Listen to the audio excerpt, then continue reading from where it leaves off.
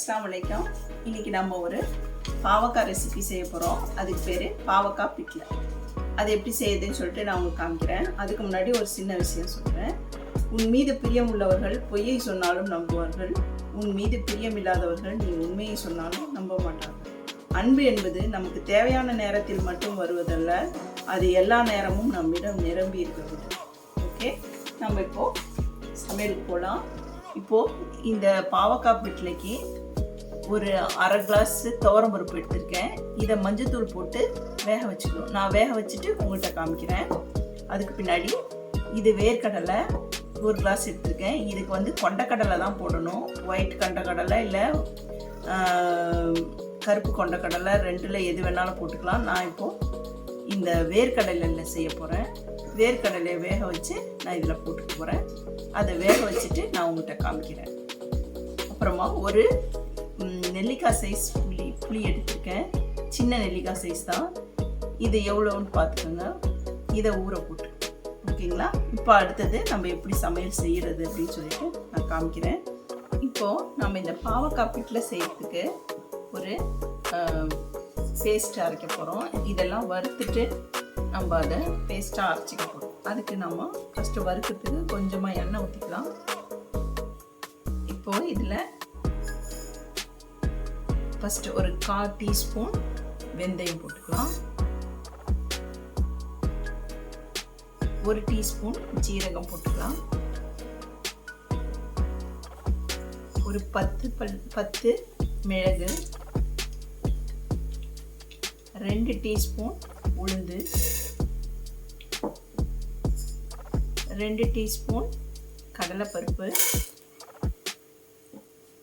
2 table spoon கொத்தமல்லி, வர கொத்தமல்லி, அப்புறம் காஞ்ச மிளகா ஒரு 7. இது எல்லாத்தையும் நல்லா வறுத்துக்கணும். தீஞ்சிடக்கூடாது. வாசம் வர அளவுக்கு நல்லா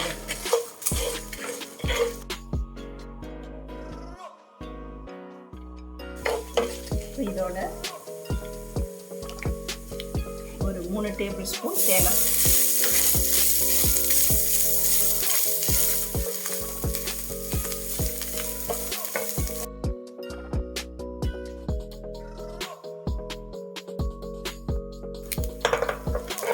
இது நல்லா வறுத்துருச்சு. இப்போ இதை நம்ம ஆறின பின்னாடி பேஸ்ட்டாக செஞ்சுக்கிட்டு நான் உங்கள்கிட்ட காமிக்கிறேன். ஓகே, இப்போது நம்ம இன்னும் கொஞ்சம் எண்ணெய் ஊற்றிக்கிறோம்.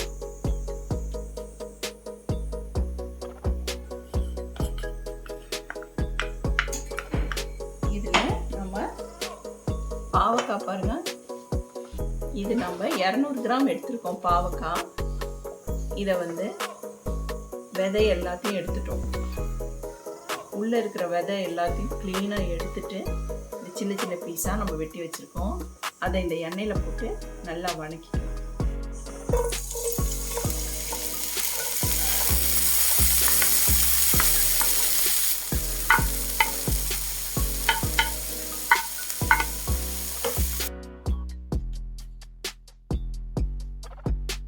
இதோட கொஞ்சம் மஞ்சத்தூள் போட்டுக்கலாம்.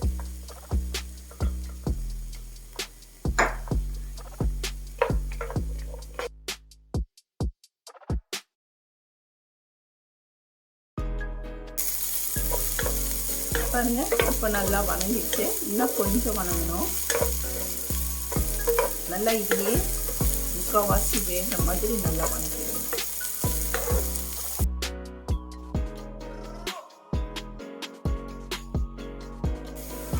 இப்போது நம்ம பாவக்காய் நல்லா வதங்கிடுச்சு. இப்போ நம்ம இதை எடுத்துக்கலாம். இப்போது நம்ம இதில் இந்த வதக்கின பாவக்காவை இந்த சட்டியில் போட்டு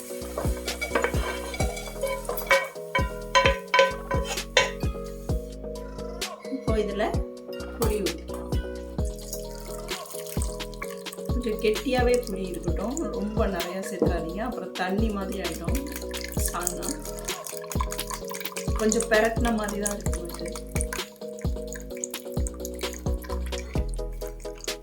இதில் 2 ஸ்பூன் உப்பு போட்டு ஒரு 5 மினிட்ஸ் கொதிக்கணும்.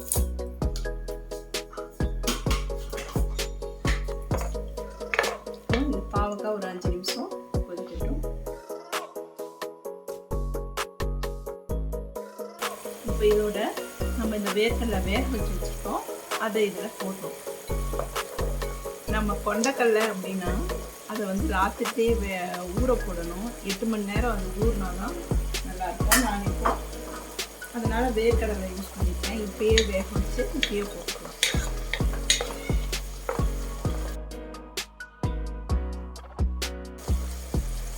இப்போ இதோட இந்த நம்ம பேஸ்ட் அரைச்சோம்ல அதை இதில் சேர்த்து வறுத்த அரைச்சோம்ல அது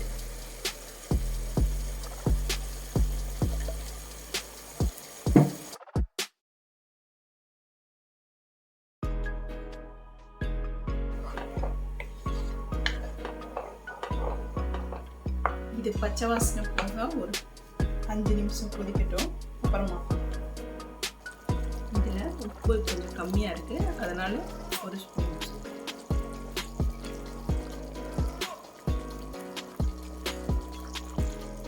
கொஞ்சம் பெருங்காய பொடி போட்டுக்கலாம்.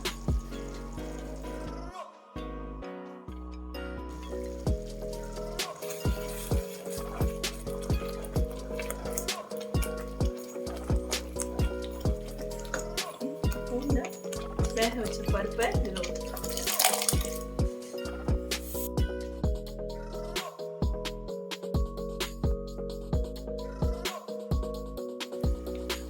இப்போ இது நல்லா கொதிச்சு முடிச்சிருச்சு. இப்போ நம்ம இதுக்கு ஒரு தாளிப்பு ரெடி பண்ணணும். அந்த தாளிப்பை ரெடி பண்ணிக்கலாம். ஓகே, இப்போ நம்ம இதில் எண்ணெய் ஊற்றிக்கலாம். இப்போ நம்ம கடுகு போட்டுக்கலாம்.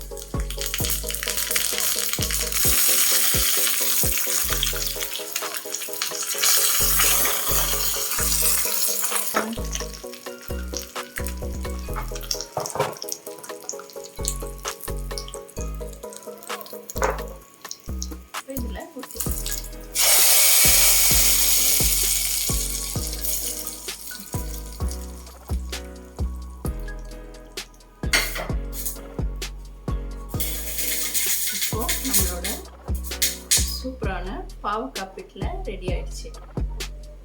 நான் இதை சர்வ் பண்ணி காட்டுறேன். நம்மளோட சூப்பரான பாவக்காய் பிட்லை ரெடி ஆயிடுச்சு. இது ஒரு வித்தியாசமான ரெசிபி. பாவக்காயில் நான் இது செஞ்சுருக்கேன்.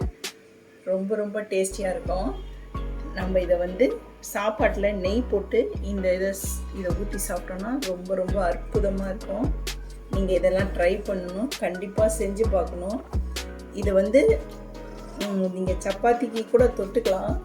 இது ஆனால் சாப்பாட்டுக்கு நெய் போட்டு சூடாக சாப்பிட்டோன்னா ரொம்ப ரொம்ப நல்லாயிருக்கும்.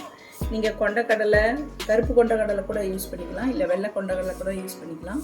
நான் இது வேர்க்கடலை போட்டு செஞ்சுருக்கேன். வேர்க்கடலையும் யூஸ் பண்ணலாம். உங்களுக்கு பிடிச்சிருந்தா இதே மாதிரியே செஞ்சு பாருங்கள். ரொம்ப ரொம்ப நல்லாயிருக்கும். ட்ரை பண்ண மறந்துடாதீங்க. ஓகே, நான் இனி அடுத்த ரெசிபியில் உங்களை சந்திக்கிறேன்.